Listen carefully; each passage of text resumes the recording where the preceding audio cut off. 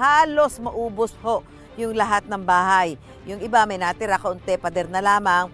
Pati yung mga konkretong bahay po ay hindi na nakaligtas sa lakas ng hangin at ulan na nagdala ng matinding pagbaha.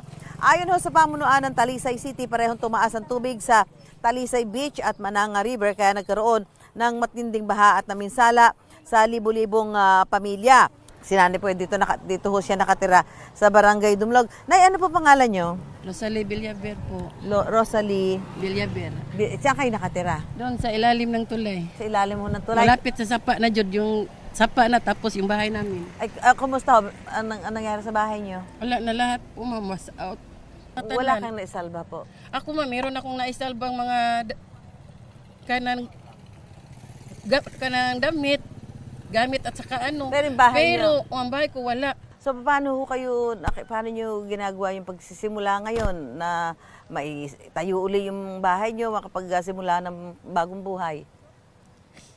Lisod pa po kay nilun magani na mo ang kwarta ma'am nga duge wala pa mi gani mi kaimpas kay pag bagyong udet wala naman sad mi ato. Kurot man matong pag bagyong udet pero nakatrabaho pa man mi atong barangay nang luon mi mo tong amo tong napailan og balik trapal pa mi pero wala na jud. Duge wala pa mi kaimpas na puros mi sa utang. Ano ang gusto niyo panawagan sa gobyerno natin? Dahil siyempre sa panahon na ito, kailangan niyo yung tulong para makabangon uli. Presidente po, ngayon taon may makabarog, may bisigan ng puyanan lang ka ng relinquisyon ba nga makakapuyo may nga dili na may magsigig balin-balin, magdagan-dagan, ug asami mo, ug naay baka, bisin og walay bagyo.